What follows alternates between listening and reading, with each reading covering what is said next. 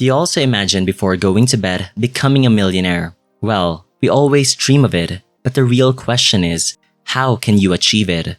A lot of people might think that earning $1 million is very hard. It's true that income alone does not create wealth. So doesn't mean the only chances are like winning a lottery, inheriting wealth, or becoming a big-time CEO. Well, it really reflects the mindset of people that don't think about the power of investing and compounding. And what if I tell you that being one can be automatic? Here's a book written by David Bach when the author met the McIntyres as a financial advisor for the couple readying for their retirement. They were in their early 50s when the meeting occurred. And guess what? They have $2 million in their bank account. And they didn't even earn more than $40,000 a year. So how did they do it? Well, here are 5 lessons I've learned from the Automatic Millionaire which can help you achieve this. First, you don't need a budget to be rich. Very few of us are born to budget. Many of us are born shoppers or inevitably fall in love with spending. If this was you, don't worry, it's perfectly normal. There's a better way to get rich than budgeting. All you have to do is make a decision to do something that most people don't do, and that is to pay yourself first. What most people do when they earn $1 is to pay everyone else first. They pay the government, their landlord, the telephone company, and on and on and on. The reason for a budget is to pay others first before themselves. When we boil it down, there are 6 routes to wealth. You win it on a lottery, you marry someone rich, you can inherit it, you sue for it, budget for it, or pay yourself first. Let's focus on the last part. Chances are you've heard that phrase before. It's not original and certainly it's not new to all of us. But simply having heard the concept doesn't mean you're living it. Do you know how much and where to put the money you pay yourself first? Are you actually doing it? Is it automatic? Your answers will immediately tell you if you have a realistic plan to become rich. If you can answer all these questions with a yes without a doubt, then great, you're doing more than most people to attain financial freedom. But on the other hand, if all your answers are no, then you're one of the people that are only hoping to get rich. Sure, you could win the lottery or inherit wealth, but this isn't a plan. What you need is to know how to get it right and take action. So let's take a look at how. Open a retirement account and fund it with your 10% gross income. Example, an annual income of $50,000 is about $4,200 a month. So to save 10% of that, you'd have to put aside about $200 every 2 weeks or $14 a day. If you invested $200 every 2 weeks for 35 years in a retirement account that earned an annual return of 10%, you would have more than $1 million. So don't let everyone else have the first taste of your paycheck before you get it. Always remember this. Every time you earn $1, you should make sure to pay yourself first and make it automatic. The second lesson, the LATTE factor. The LATTE factor is the small amounts of money that we spend daily that costs us. There's a phrase in the book that goes, "A LATTE a day keeps retirement away." Do you know why? Let's say a cup of latte costs you $3.50. It was nothing, right, if you considered it as a daily spending. If you calculate it in a year, it will cost you $1,250. Now that's a lot. So making your coffee at home would cut that.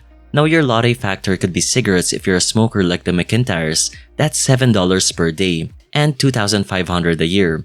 Or it could be alcohol, gadgets, late fees, subscription, etc. Let's be honest, alcohol and cigarette are just plain addictions, nothing more. Now for example, if you add up your latte and your cigarette costs, that was $10 a day. If you invest $10 a day, which is $3,650 a year, with an annual interest of 10% for 35 years, that would result in more than $1 million. You see, in other words, your coffee and your vice are costing you a great fortune. Lesson 3. Create an emergency basket. When life gets in the way and it doesn't always work perfectly, you need to be ready for it. Often people deal with health problems. It could be you, your loved ones, experiencing a natural disaster, or losing their jobs. A steady and comfortable income is not guaranteed in life. It makes sense that you need to have an emergency fund for your financial plan. Just as with your retirement account, you should make sure your emergency account will also earn you the right interest rate, not on your piggy bank resting inside your shelves. Put it in the right place. You can strive to put at least 5% of your net take-home pay into a money market account and earn more interest than you would in a typical savings account.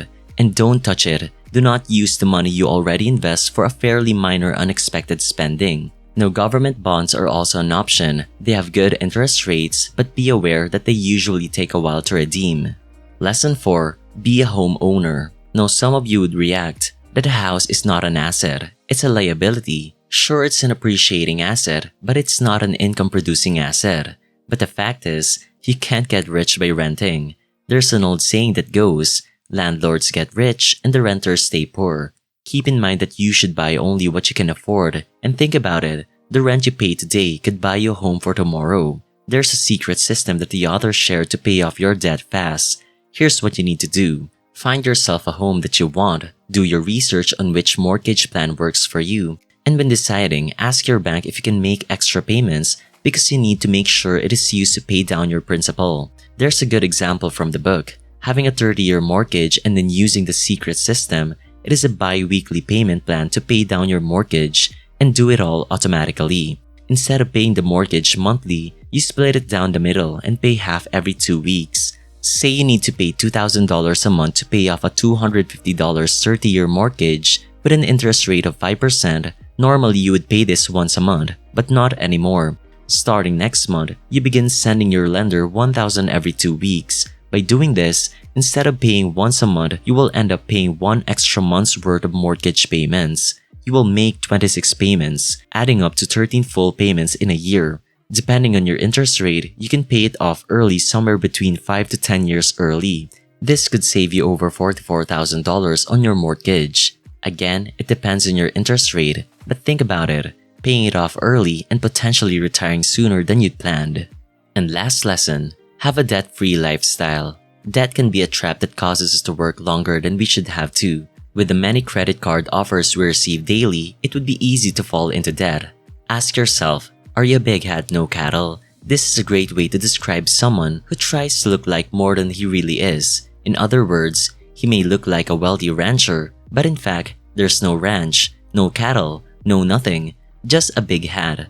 They may have nice clothes, drive nice cars, and sometimes live in nice homes. But when you peel back their finances, all they have is a heaping amount of credit card debt. And mind you, they may have also mortgages and other loans. In the book, there's a so-called Operation No More Debt, a step-by-step guide to staying out of credit card debt. The first step, you need to get rid of the card. Throw away your shovel to stop digging a hole. A person who wants to get out of it but still carries a credit card in his wallet is like an alcoholic who wants to stop drinking but carries a bottle of vodka around him. Now, once you've removed that, the next goal is to pay off credit card debt. You can split it in half to pay yourself first money. In this way, you can still make progress on your future while getting yourself out of debt. And lastly, adjust your financial plan and set up an automatic payment by asking the bank to make an auto debit from your account so that you can continuously pay off your debt. Plan your success. If you don't plan, you basically lead yourself to fail. Making a financial plan and making it automatic is the key here.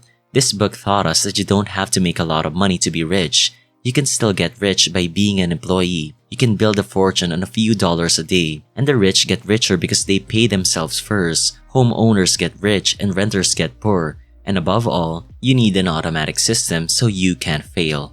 So with that, this ends this video for today. I hope you've learned something, and if you did, be sure to click the like button before you leave. So thank you and see you in the next video.